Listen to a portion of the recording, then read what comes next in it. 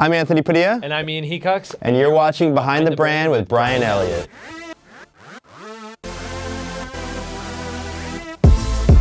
Sound like a boy band.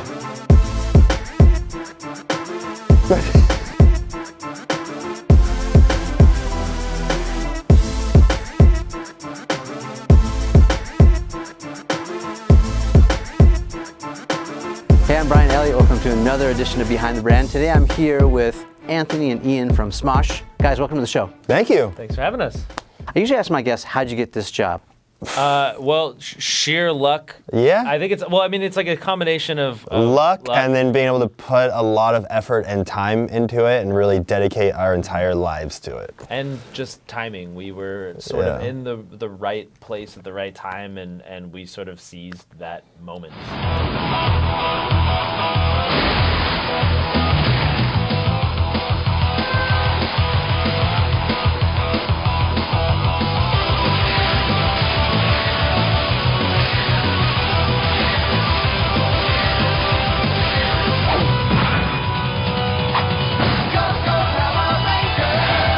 So early, just, YouTube's a baby, just recently birthed. Yeah. Yeah. There was not a lot of content on YouTube at that time, and not a lot of good content. So there was a lot of opportunity for people who were passionate about what they were doing. There was a lot of opportunity to sort of rise above everything else. Yeah, a lot of people watch the show, they're entrepreneurs, and there's a term called first mover advantage. You think that was definitely at play here? Oh yeah, definitely. I mean, I feel like right now there's so much more competition. I feel like it's a lot harder to be seen.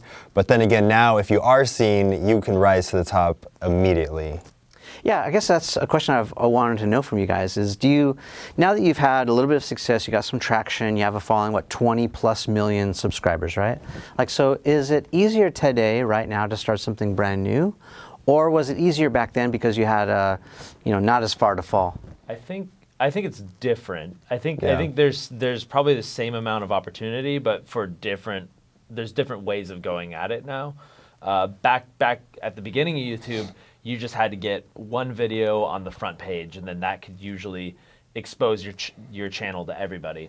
Now it's a little weird. Like there's certain ways that people have been able to work the algorithm, and they can amass like a huge amount of followers like very, very quickly. There's channels that I've never even heard of that have like 3 million to 5 million to 9 million subscribers now. Yeah, well, what do they do? Can you game the system? Because I think that's what YouTube is really good about is, keeping all that in. I mean, you can't really game the system, but you could learn the algorithm, and YouTube's constantly changing it. But at one point, YouTube stopped rewarding just plain views and started rewarding more watch time, and that's when people that were creating a lot of long videos, like gaming videos in probably 2010 or 2011, that really started blowing up because they were able to push out so much content. Right. So you're saying short form was winning over long form? Yeah, short form was winning over it for a long time, and then when they changed that algorithm, everything flipped. It's something I struggle with too. Like this show is kind of similar to like a TED Talk, right? Like TED Talks are like 19 minutes long. You guys watched any of these TED Talks? Yeah. So this show, and we do it for a lot of different reasons, we'll break it up into two pieces. Like we'll shoot the long form, which could be 20 to 30 minutes long. It's just pure goodness. And then for those people who want the crib notes, we'll cut it into 3 to 5 minute little bite-sized pieces. Right. For people like me.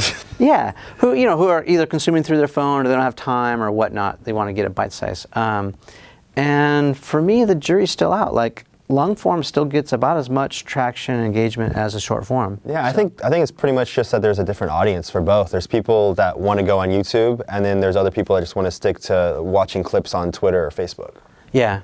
It seems like I've heard the term like lean in and lean back. Like Twitter, Facebook, Instagram, these are like lean in types of experiences, right? Where you're engaged or you're laughing or you're swiping or whatever. And like YouTube's very much lean back, right? Like yeah, I feel like those lean in types of content pieces are a lot more disposable. They feel like they're just really quick, and sometimes you're not even, you're allowed to not put your sound on, so they just have text and subtitles over it. And I think it's personally, I feel like it's a lot more, the content on YouTube at least is a lot more worthwhile because it feels like it has more longevity.